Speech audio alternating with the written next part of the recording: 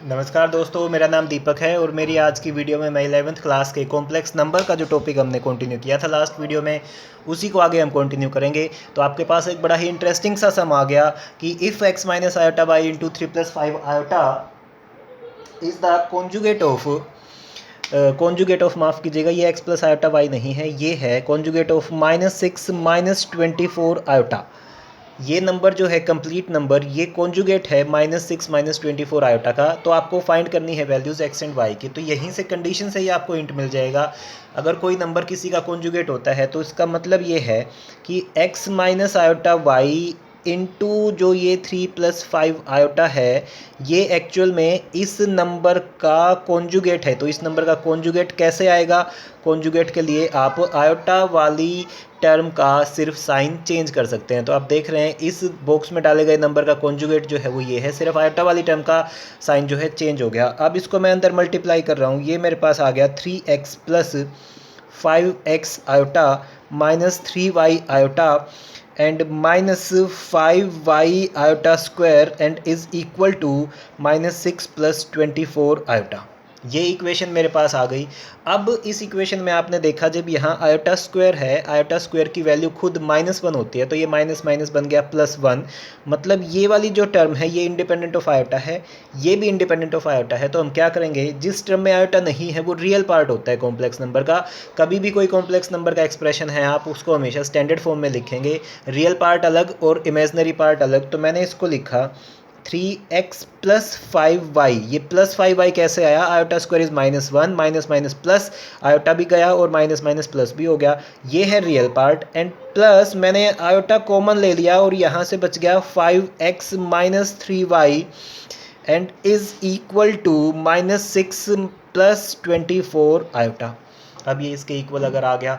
अब आप थोड़ा सा ध्यान से देखिए, real part plus imaginary into ये इमेजनरी पार्ट और ये भी real part plus imaginary part. जब एक कॉम्प्लेक्स नंबर दूसरे कॉम्प्लेक्स नंबर के इक्वल होता है तो आपके पास कंडीशन ये आती है कि real part will be equal to real part, this is equation number 1, and imaginary part 5x minus 3y will be equal to imaginary part यानी कि 24। तो अब इन दो इक्वेशंस को सोल्व करके आपको x और y की जो वैल्यूज़ मिलेंगी, आप इन इक्वेशंस को सोल्व करने के लिए एलिमिनेशन मेथड या सब्स्टिट्यूशन मेथड या जो भी मेथड क्रॉस मल्टीप्लिकेशन का मेथड आपने 10th क्लास में सीखा था, उन दोनों से आप इसकी वैल्यू निकाल सकते हैं। तो आपके पास x और y जो भी निकालने हैं इन इक्वेशंस को सोल्व करके यहाँ पे आ जाएंगे।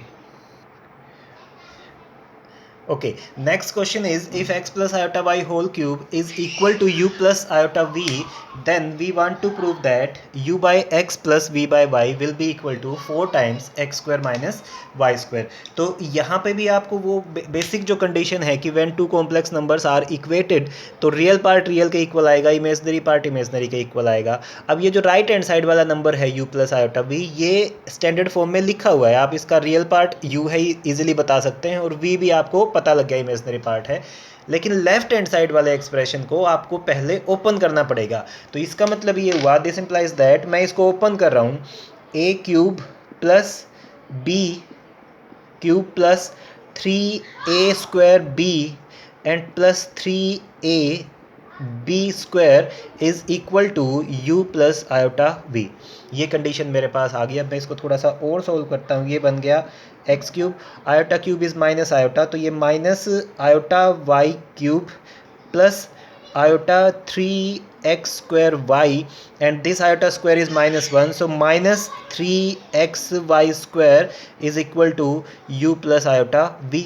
थोड़ा सा और इसको मैं सिंप्लीफाई करूँगा, किस तरह से, जितनी भी टर्म्स आपको दिख रही हैं जिसमें बिना आयोटा की टर्म्स हैं वो रियल पार्ट है, तो रियल पार्ट इकट्ठा होएगा, x cube minus 3xy square, मैंने इसको एक ब्रैकेट में डाल दिया, और प्लस आयोटा जिसमें आयोटा वाली टर्म्स में से मैंने आयोटा कॉमन ले लिया, तो ये बन गया 3x square y and minus y cube and is equal to u plus iota v। ये इसके इक्वल आ गया। अब दो कॉम्प्लेक्स नंबर बन चुके हैं, ये real part plus imaginary part equal to real part plus imaginary part. तो जब दो रियल नंबर्स इक्वल होते हैं तो उसका इमेजनरी पार्ट के इक्वल एंड रियल पार्ट के इक्वल।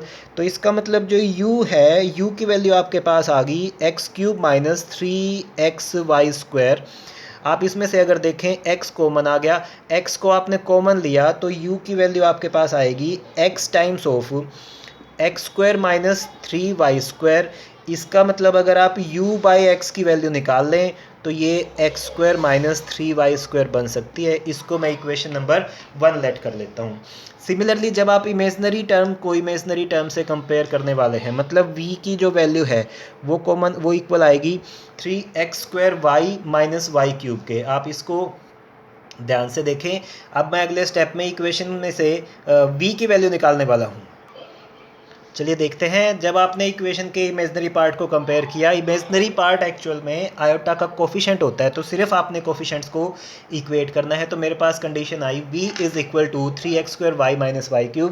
सिमिलरली पिछले स्टेप की तरह इस बार y कॉमन आ रहा है, तो ये बच गया 3x² माइनस y²। और जैसे ही आप इस y को v के साथ एडजस्ट करेंगे तो ये बन जाएगा 3x² minus y²। This is equation number 2।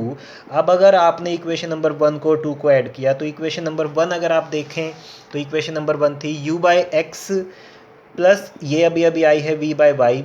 u by x की वैल्यू आई थी x² माइनस 3y², और v बाई वाई की वैल्यू आपके पास आई है प्लस 3x² माइनस y²।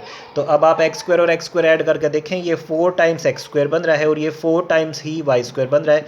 तो आपके पास 4 कॉमन आ जाएगा और कंडीशन बच जाएगी x² माइनस y²। तो इस तरह से आपने दो कॉम्प्लेक्स नंबर को इक्वेट करके इस सम को सॉल्व किया।